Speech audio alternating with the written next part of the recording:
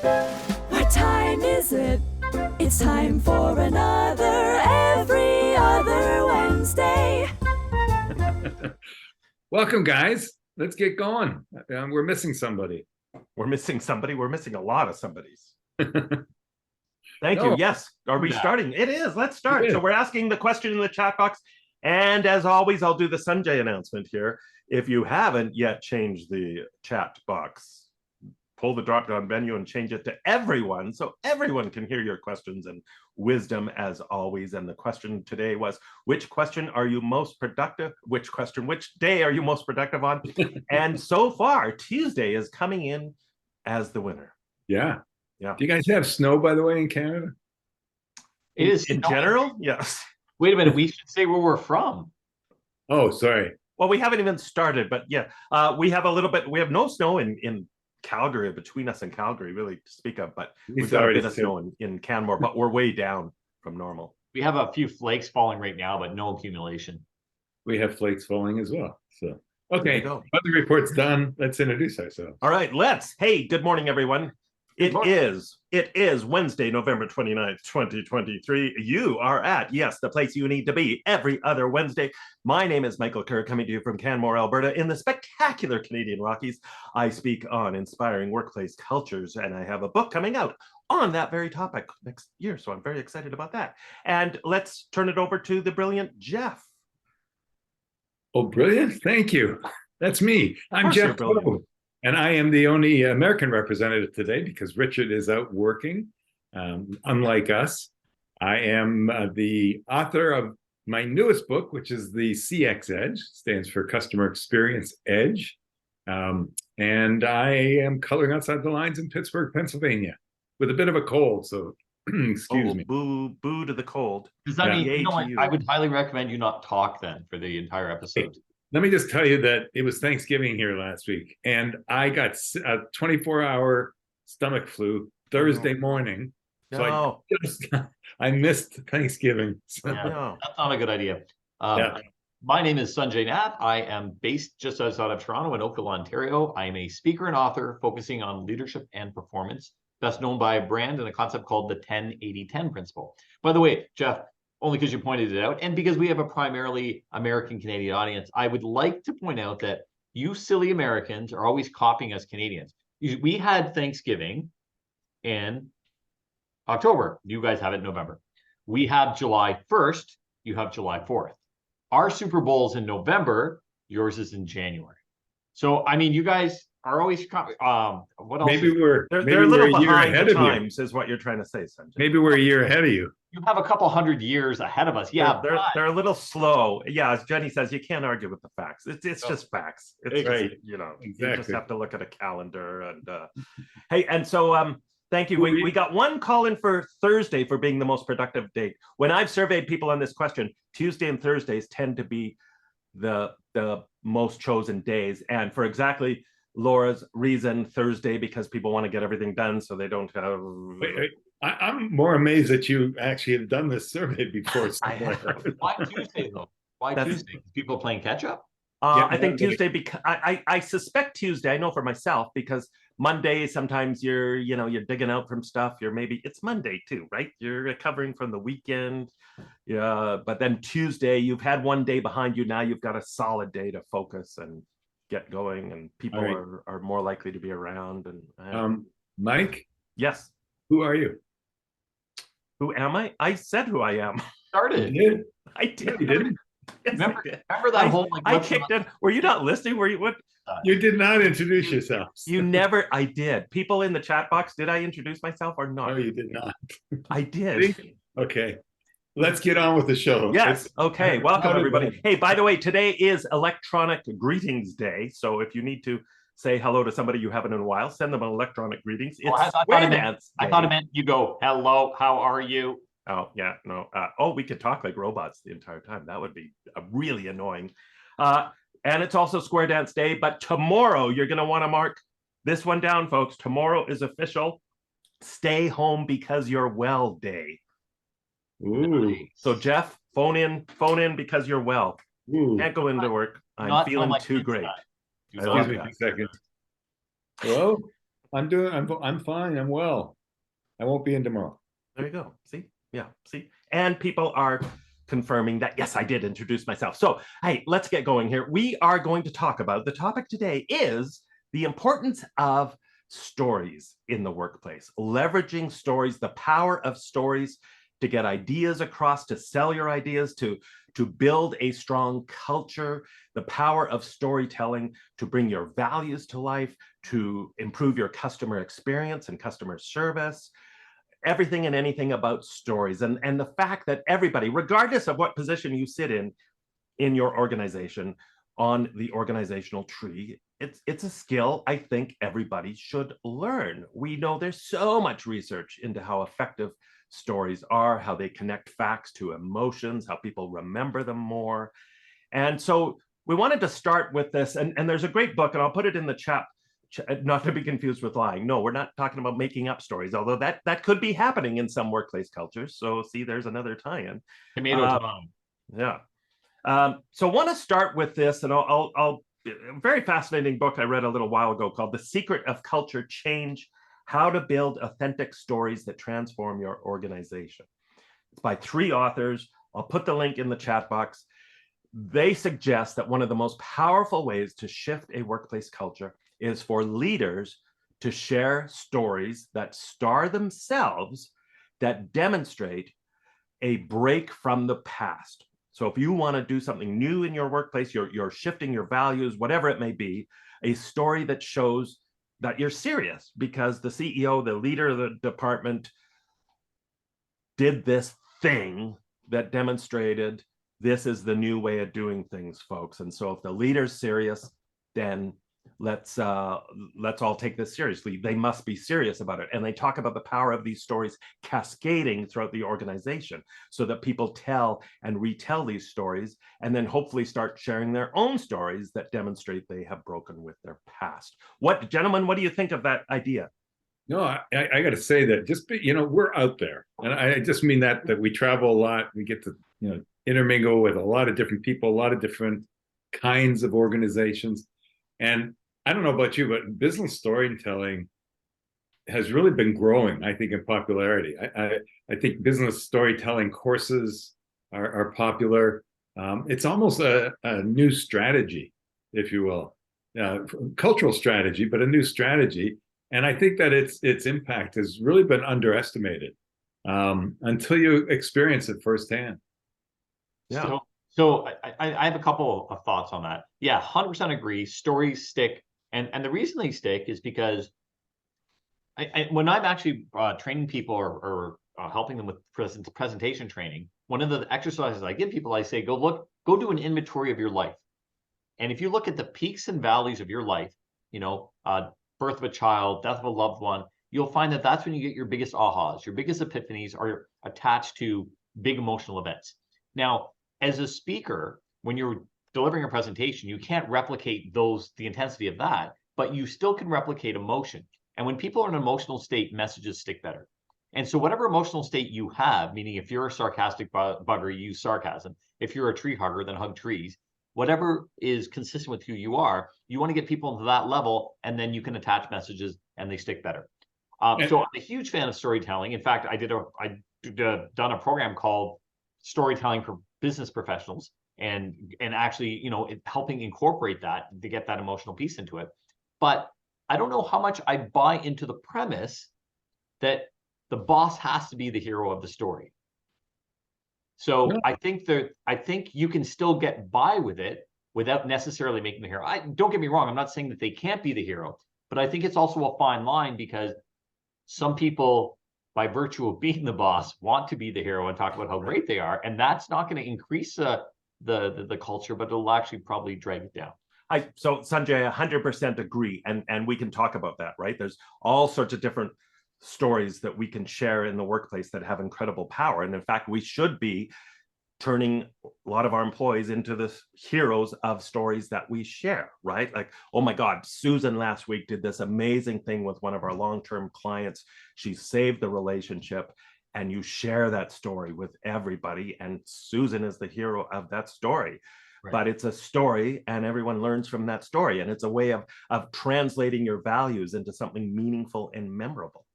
Because you know what, Mike, you're right, and it becomes a story internally. Susan did a great job, but then it ends up external. Somehow it's going to leak out, that Susan did a great job, but they have great customer service. We could look at it the other way too. You know that I talk about customer experience, and the one thing I always tell clients is this: it's that your customer is going to tell a story about the interaction they had with you today. It's up to you to determine, is that going to be a good story or a bad story, but they're going to tell a story. Yeah. And so we're talking about storytelling. We also have to think about shaping the external story as well. So this is 30,000 foot view, I know, because we're going to dig a little deeper. Yeah, no, but that's a great point. And we all know those stories that go viral, right? Mm-hmm. I mean, we all share these in our talks. And the reason we know them is because they've gone viral. They've gone around the world because a company or an individual in a company has done something so memorable, so different, so unique, so funny, whatever it is, that the story goes viral. Yeah. And I want to throw in that in preparing for this, I was reading some things on storytelling. And what amazed me was, I think of storytelling more as marketing and sales. And they're, basically saying, no, there's, data analysis and management, decision-making, change management. There's so many different entities that benefit from storytelling. Yeah. Yeah. And again, to me, it's making it human, and it's not spewing out data or rehearsing lines. Oh, yeah. And I want to share, one of the things I read was in HR, in recruiting, that when they started to tell a consistent story, when the recruiters started to tell a consistent story, they saw a 25% increase in new hire conversions. So that was their highest ever, and they attribute it just to storytelling. And a lot of times people think, storytelling is very airy-fairy. It's no place in business. We're not singing sitting by the campfire, and we're not, all that sort of thing. But what people sometimes forget is our entire business, regardless of what form of business you're in, is based on storytelling. If you're in sales, you tell stories. If you're getting interviewed, you tell stories. If you're on a date, you tell stories. So the idea of being able to craft them intentionally, it's a concept we've brought up here time and time again. Every organization has a culture. Good or bad, you will have a culture. And it's the same thing, is stories are being told. So why don't you try to get ahead of what some of the stories you want to be told about you? Yeah. You as the organization. And you twigged me there, Sanjay, to the, again, at the high level look. Every organization has a story. So at that big picture look, are you telling the story of your founding of your company, of the battles fought and lost, of the key milestones to keep your history alive, to create that sense of shared community and culture? And are you thinking about your business as a story? What is the next chapter in your story? And your employees and your customers, as Jeff pointed out, they're co-writing that story.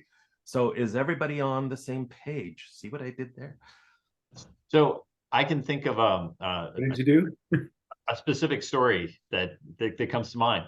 My brother was being interviewed to be an auxiliary police officer. And in the interview, they asked him, they said, hey, can you tell us about a story? Tell us about a time, which is code for story. Tell us about a time where you were able to de-escalate conflict without violence. And so he kind of thought about it. He's like, okay, so my brother, who is a big boy, he's 6'2", 240 pounds, black belt in Taekwondo, can still do the splits. It's disgusting. So him and his buddy were coming back from the bar. Now, his buddy ran a Taekwondo school. My brother was one of the black belts that taught there, and this guy was like world class, like a good. He was a little guy, but he was vicious. Anyways, they were coming back from the bar, and they bumped into some guys that were kind of looking for a fight, and it kind of escalated a bit, and my brother's like, and they were all a bit inebriated too. So my brother's like, man, don't do this, don't do this, don't do this. And they're like, oh, forget it. A lot of testosterone and cursing and swearing. And so my brother's like thinking, kind of scratches his head. And he's like, there was 3 of those guys and only 2 of my buddy and his brother, Scott. And so he remembers, he pulls out Scott's business card. And on Scott's business card for the Taekwondo school, there's a picture of him kicking like 180 degrees into the air. And he's like, man, look, this is him. This is him. And he said, all 3 guys all of a sudden were like, sorry, man, mistaken identity. Have a great night, gentlemen. We'll see you soon. You don't want to mess with him. That's right. Here's the proof. Oh, that's awesome. Yeah. But again, it's the story, right? Like that's what makes it really stick. Yeah. Now I do want to, before we get too much down the line here, I want to circle back though to Sanjay's point, and Rob touched on the aspect again. Thank you, Rob, of the self-glorification thing. In the book, they're very clear about that, right? So these aren't stories that are making the leader necessarily a hero. The focus is the message of the story. It's the point that we're doing things differently now in the organization. And here's the evidence. And sometimes they're not always positive stories. So one of the stories that is shared in the book is this, I think, CEO of a company who, at the end of the day, if I remember correct, he's with a VP, and he's a real jerk. The CEO is a total doofus, jerk and the VP calls him out on it and says, hey, that's not acceptable. I'm calling BS. This isn't on, right? So, the CEO went home and kind of thought about that. And so he shared that story with everybody in the organization and said, yeah, I was a jerk. I was a total jerk. And he did what he's supposed to do. He called me out on it. He called me on my BS. And that's the kind of culture we want to build here, is that people are comfortable calling each other out when they're jerks. As a rule of thumb, what I try to say to people is, and again, this is when I'm helping with presentations, I say, you can be the butt of the story, but always try to make someone else the hero. Right? So exactly, like in that particular case, the CEO was the butt of the story, but the learning is still there. And it says, hey, and this is an idea that's come up in past EOWs where we've said, how do you create a culture of it's okay to fail, or getting people to speak up? And one of the best ways to do that is when someone from a position of authority or someone who's looked up to says, hey, I screwed up, here's my story, and this is what happened. And then other people are more inclined to go, oh, well, it's a safe place. I can do that as well. So Sanjay, that reminds me of Sarah Blakely, I think, the CEO or former CEO of Spanx. And she used to have this ritual when she screwed up. She would do this, what was it called? Oops, I did it again. Yeah, something like that. But they would play, she would admit it to everybody, like, I did a major bonehead, like I screwed up. But she would share the story, but in a very humorous, self-effacing way. And then there would be music and people would dance to it. Like it was just this whole kind of goofy thing. But it sent the message, hey, we got to share our stories when we screw up, because that's how we're going to learn from them. And I'm going to laugh at myself, and we've got to do that. Sorry, Jeff, I cut you off. That's okay. I want to give you the other side. I remember speaking for a startup in Silicon Valley. Oh, it's years ago. And the CEO was up first. And before, my host, first of all, was the director of sales or VP of sales.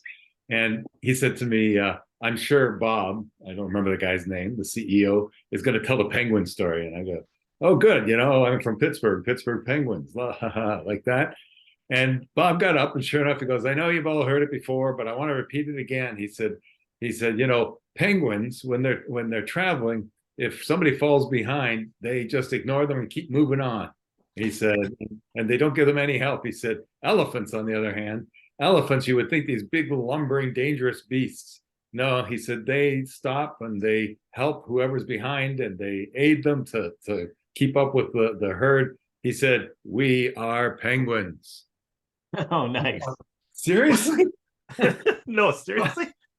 By the way, I kid you not, they're out of business. So yeah, I wonder why. So only because you said that, I got this meme and I have to show you guys because it's appropriate. Ready? Check it. Oh yes, that's so cute. I love it. When you lie on the application but get the job. There you go. Yeah, we can see it. We can see it, Sanjay.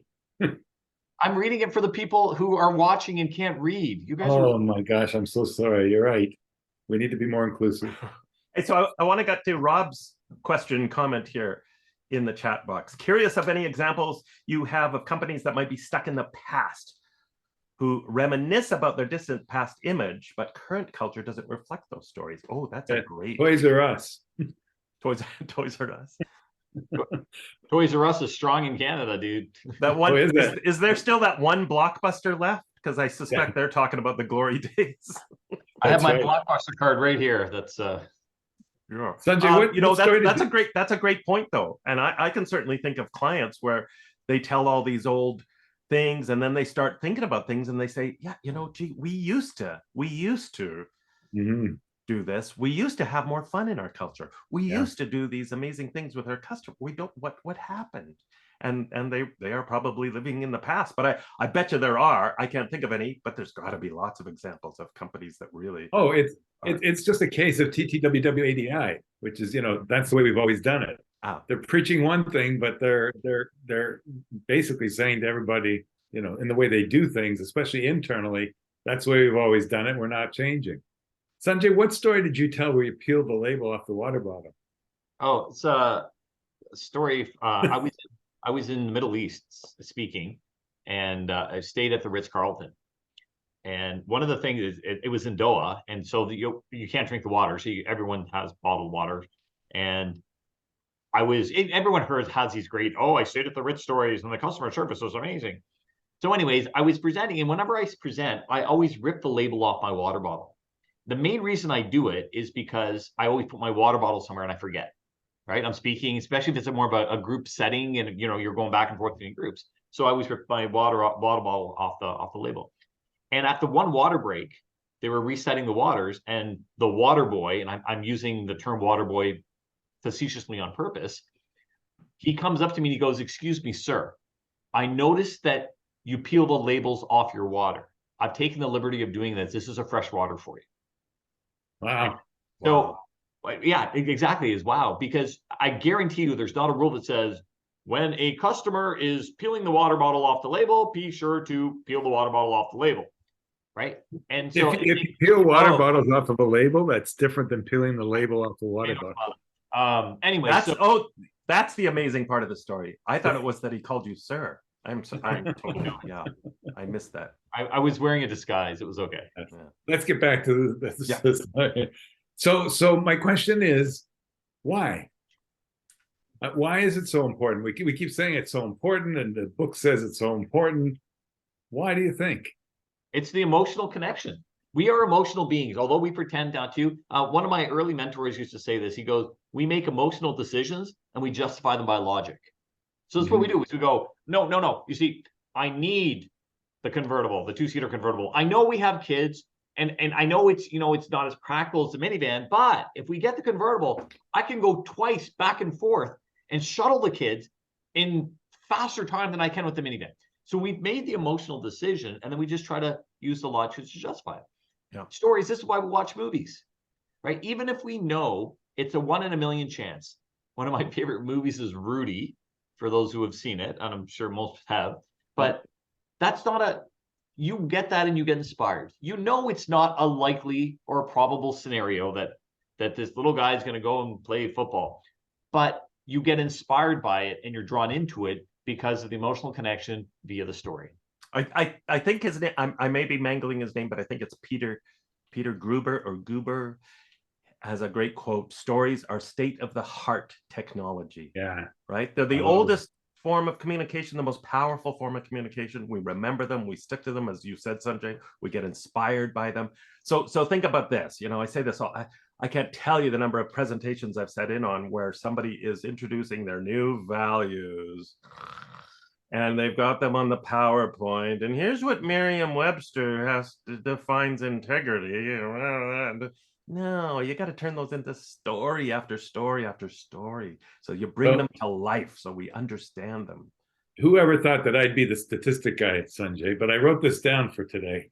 Gallup research shows that just a 10% improvement in employees' connection with the mission or purpose of the organization leads to an 8% decrease in turnover and a 4% increase in profitability. So it's exactly what you're saying. It's that connection, that emotional connection. I promise no more statistics, but I was prepared, guys. There you go. Look at you. Who are you? What have you done with Jeff? Well, and that is fascinating, right? It's another good reminder that again, and things like that, we need to bring the mission, the vision, the purpose to life with stories. And it activates the imagination too, right? It gets the imagination fired up if you talk about, hey, imagine like 3 years from now, if we all commit to this goal and we all rally around this, and then you paint a picture through a story. So that's another use of a story, right? It's not something that has happened, but you create an imaginary scenario of the future to inspire people to move them along. Yeah. I used to be a presenter for the 7 Habits program, and they actually had a teen version, and I used to go to schools and present it. And one of the things we do at the very end is I would get them, so we'd give them, you know, all the theory and give them some examples and play some games. But then the last thing I would get them to do is I'd get them to create a skit of some of the stuff they learned. And I mean, that's really what it is putting a story into real life. And which is cool. What is cool is what you saw when people kind of really grasp the concepts. They would use an example of being at a party during school or being on a volleyball team and how this idea applies. And that's what we internalize things, is we make it real. Yeah. Plus I think stories go horizontally in the organization. So I got hired today, actually this morning. And by the way, I do work once in a while, but I got hired today to do some customer experience training with an organization here in Pittsburgh. And, you know, their biggest challenge when I asked them is that we're very siloed. And I thought today of today's topic that it's horizontal, it's not vertical, right? So I'm curious, I don't know the answer to this, but maybe stories help kind of get rid of those silos as well in organizations. I don't know. Well, I think, again, if it has a stickiness factor to it, they say every idea is either Teflon or Velcro. And those stories that are Velcro-y from whatever perspective, like here's an example of a story that I'd heard of a pharmaceutical company in Canada. It's the CEO, so the story goes, and this is told me by an employee, and it doesn't even matter if it's true or not, but the story goes like this. They're in the lunchroom. This is a large company. I don't know, 15, 20,000 employees. And the CEO was walking through the lunch area, and some new guy that had just started there saw him walk by. He's like, hey, you want to grab that piece of garbage and put it in the garbage? He says this to the CEO. And guess what the CEO did? He bent over, picked it up, put it in the garbage, kept on walking. Yeah. And you want to talk about a story that shows culture that permeates. And here's this guy telling me 10 years after the fact.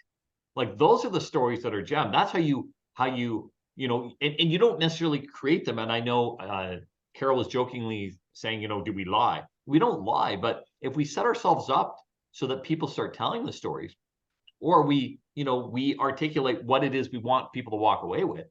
I mean, that's the goal. That's what we're looking for. Yeah, and Sanjay, what you're talking about is what I talk about all the time, is the need for leaders to live their values out loud and be seen living their values. So I've talked to leaders, I've interviewed leaders who will purposely make sure they are seen delivering parcels out to a customer's car, or down on the factory floor with their sleeves rolled up, or even taking a different route to leave the office in order to be visible to their employees, but also visible living their values out loud. And so then, yeah, those stories get shared because people go, holy smokes, I just watched the CEO do this, right? And it sends the message, no job is beneath anyone in our organization too. When you said delivering a package to the car, was that a dig at me and FedEx? It was, yeah. So everybody should just deliver their own darn packages, like, for God's sakes, people. My kids had been the same elementary school. We've been there since 2010, so we're going on 12 years, and we've gone through 4 or 5 principals over that time, because they have their natural churn. But to this day, all 3 of my boys talk about this one principal, Mr. Toth. And Mr. Toth, I don't know what the heck he did behind the scenes. I don't know what any of these principals do behind the scenes, but I'll tell you why they loved him. Because every morning he stood in front of the school as kids are coming, whether it was cold and rainy or snowy or beautiful weather, and he high-fived them. And he knew most of the kids' names in the schools. And, you know, those points of connection become stories. Yep. Because that's what my kids will say. I remember he used to come and say hi to us. He used to high-five us. He used to do all that sort. So, and from in a leadership role, you want to be visible and you want to give people reason to tell a story for good cause. Yeah. And you want to think, you know, we haven't really touched on the craft of storytelling, but one thing, of course, that is paramount is to think about the message your story is delivering, right? Yeah. And hopefully you're not pulling a penguin as the punchline.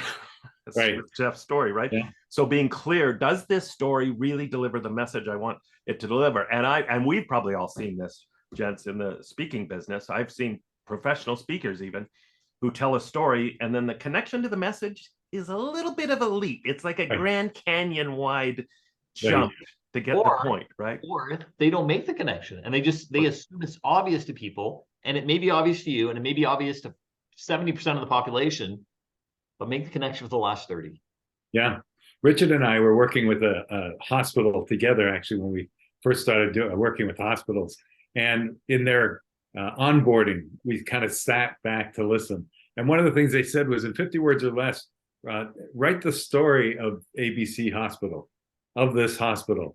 And the purpose was to see if everybody's telling the same story, right? And it's amazing how many people didn't know the story, or didn't know how it was started or when it was started, but more importantly, that they were just telling completely different stories, you know, that just weren't true. So, you know, the other part of this is somehow we need to check in with our people to see that they're telling a consistent story out there. Whatever, it doesn't have to be about how we were founded or when we started, but what is the story? What is the story of our culture? Yeah, that's great. And that ties into Frederick's message nicely, I think, too, in the chat. There, yeah. Right? That's great. Yeah. When you're talking, by the way, I found out from an email, because Fred is going to be a guest of ours on the next show, hint, hint, and that he goes by Fred after all this time. Fred has a great example in the chat box. I won't be there next time. What do you mean? What do you mean? I'll be in Quebec City at our speakers convention. Oh my gosh. Yeah. Am I going to be there too? Maybe. No, I'm well, you guys, likewise. Yeah, you know what? I'm going to be on an airplane. It's a very special episode, you guys. I know, I'm so bummed. You little jerk. But we digress. Hey, what about this question, folks? Speaking of the craft of storytelling, do you think it's true? Because we hear it all the time. Oh, so-and-so is just a natural storyteller. They were just born a great storyteller. So is storytelling something that can be learned, and should we be offering it in organizations as part of Let me put a plug in, because the course that Sanjay referred to, that he developed, storytelling for professionals, right? Business professionals. I have experienced it, and I believe that it can be taught. But Sanjay, you take it from there. I think that it absolutely can be taught. But wait, let me just say, so can speaking publicly. So can, you know, it doesn't mean that you're still as good as somebody else if they're a natural at it. But I think it can be taught. Absolutely. I mean, there's certain elements that are important. Just a point we just made there about, if you tell a story, how do you make it relevant? Right. My kind of secret success formula is this: is I say, if you're telling a story, if you ever tell any story from past, personal, professional, whatever it is, and it entices an emotional reaction to someone, and I don't care what the emotional reaction is, it can be shock, anger, embarrassment, laughter, it doesn't matter what it is. If you entice emotional reaction, then that has the basis of being a story that can be converted into a relevant message. And the ability to convert it to a relevant message, you might need a little bit of help with that. It's just like some people are really good at finding comedy in things and other people aren't. And if you want to make something funny, or you're looking for humor, you just find the people that are good at finding humor in the situations. And it's the same thing with storytelling. So if you have, and we all do, those stories that you can't wait on the Monday at the water cooler to tell people, you're not going to believe what happened to me on the weekend, this is amazing. And you get to that level of wanting to tell the story, it becomes a relevant story. And then what you need to do is craft the message part of it. And here, by the way, is another really important thing about storytelling versus public speaking. You tell a story, you recite a speech, right? You don't have to write down the story. You just relive it. You just go. You know, I was in Cuba last summer, and this is what happened. And you just tell the story. And there's a natural ability that comes with that. That's a very endearing, sticky bit relive it, right? And here's the beautiful thing about stories too, is we all have opportunities to practice our stories. So, don't get your family on the couch and say, hey, I'm going to practice this story on you. Just practice them with your friends. You're at the bar, you're out for dinner, you've got dinner guests over. Just tell your stories and you hone them, and you see where the laugh points are, you get them tighter. You clarify things. Your point though, Sanjay, I want to circle back to this when you said, Monday morning, those stories you can't wait to share. Just as an aside, I think this is so cool. The old sitcom Everybody Loves Raymond, every single one of those episodes, those plots, was based on real things that happened to the writers. And so their process, Monday morning in the writing room, they would take hours, and all they would do is say, what happened this weekend, last week? Just go around and share. And they start sharing stories. Got into a fight with my wife, got into a fight with the blah, blah, whatever. And then all of a sudden it ding, ding, ding. There's our episode. Yeah. By the way, a plug, if you haven't watched it, watch any of the episodes of Somebody Feed Phil. Oh yeah, those are great. Hey, because Phil, it was the head writer, and he tells about that was his parents, that was his, it was all from experience. Yeah. It actually mirrored ridiculously close to my life. Everybody knows the mother was like my mother. I was, according to my brother and sister, I was the chosen one. That was their nickname for me growing up. Oh, you're the baby, that's why. So. I'm not the baby. I'm the middle. I'm the neglected. I thought you were. So my therapist says it's fine. No, I got a younger sister. I forgot she's younger. I love that, Jenny. Just tell people to raise their hand if they've heard me say this before. In my case, everybody in the room, because the kids tell me I repeat stories all the time. Oh, yeah. I want to go back to something Fred said, because it's a formal methodology, and he talks about the storytelling arc, and I really like that, because there is I don't know who developed it, I don't know who to give credit to, but he's got it exactly right. You help people tell their story, you introduce your characters, you set the scene, create tension, kind of take them on, and then take them off the cliff and give them some resolution. That's what they call the arc. And so do you know of any storytelling courses that you guys would recommend, putting you on the spot? I don't. Not off there are lots out there, but Sanjay's, but I don't know how they would get and there are books specifically on that. Yeah. Right. But yeah. But at the same time, don't overthink it, right? At the same time, right? You just got to be authentic, be genuine, tell your story and bring it to life.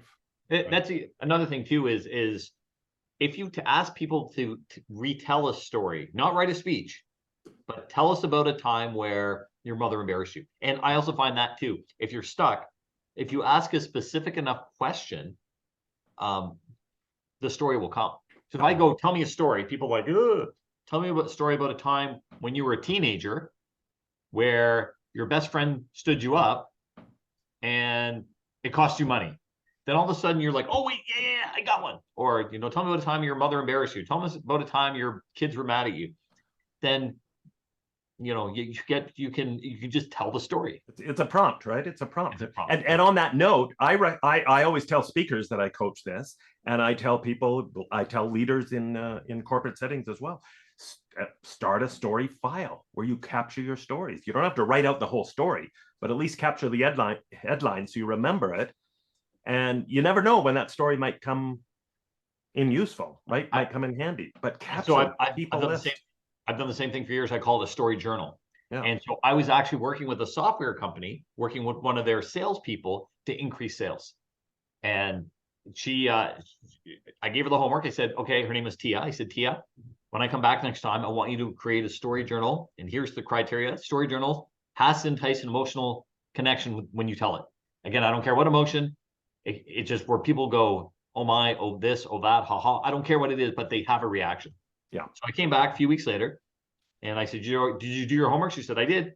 And she goes, I don't know how any of this is relevant to selling software. And I said, well, let's figure that out. So I just kind of randomly went, okay, tell me this story. And I pointed it, and it was called Dime in the Nose.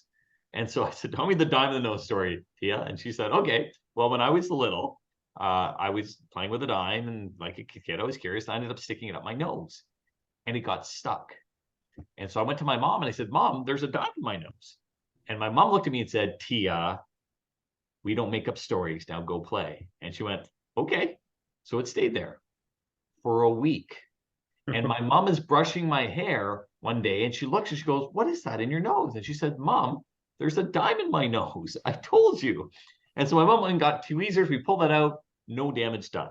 And she looks at me and she goes, how is that relevant to selling software? I said, I don't know, but right off the bat, here's what jumps into my head.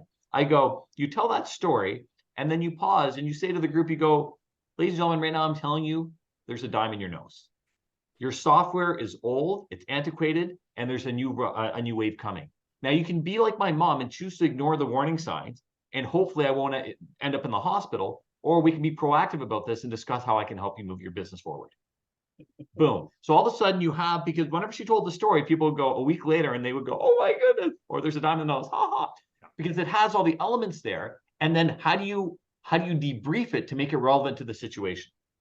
Well, and what I love about those stories, Sanjay, is those are the kind of things where it then can become shorthand language in your culture to describe things. So rather than having to retell the whole story, you just use the phrase dime in the nose, right? And everybody knows what it means. And, Yeah, yep. Great point. Working with an organization, you just remind me, years ago, but we had a saying where they would say, you're needed in room 322. And there was no room 322, but it was an inside thing to say that you're either being inappropriate with a customer or I'll take over, you're way out of line, whatever it was, but you're needed in 322. And so it's the same kind of thing, Mike, exactly what you're saying.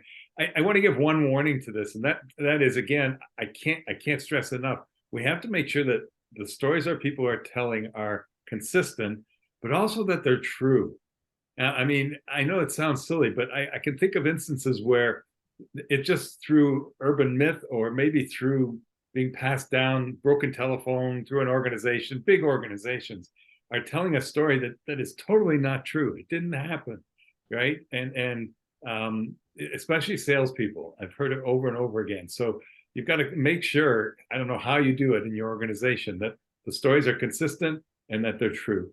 Not the truth, yeah. Especially this day and age with so much misinformation, disinformation, and relevant too. Relevancy is so important, right? Well, that's true too. I don't know if a dime in your nose was relevant, but Sanjay can make anything relevant. But he made it relevant, right? One of the things on the relevancy note, and there's now, don't write me angry letters. I'm quoting some of the research and my own experience coaching a lot of people, and I'm grossly stereotyping here, gross generalizations. So don't get upset. We're going to get letters, but I'm not going to. Well, it's nothing that major, but there's a lot of evidence that suggests, and I've seen this time and time again when I've coached speakers, when it comes to details in a story, relevant details, women tend to add too much irrelevant information. Men under add details, right? So a man in the middle of dinner at home with his family will suddenly say, "Oh, Bob died.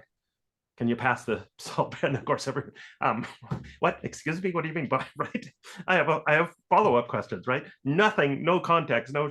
Whereas on the other end, but doesn't your significant other say to you, "Why didn't you ask more questions?" I get it all the time. So anyway, we are at the end of our time. I can't. Yeah, and I wanted to circle back to something Jenny wrote, but well, you can't, because I need to make an announcement. And that is that we alluded to the fact that on December 13th, our next time together, and hopefully you guys can find a way to be there, we have a special episode.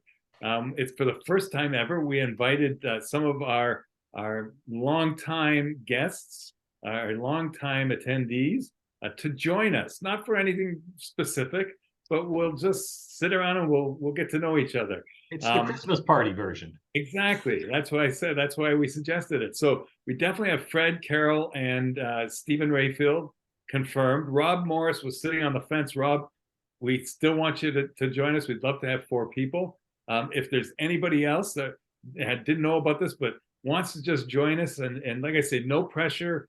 We might ask a question or two, but we really want to just get to know you. And for the record, if you're sitting on the fence and it's a picket fence, it's really not that comfortable. I would suggest coming off the fence and come join. Okay, he's in.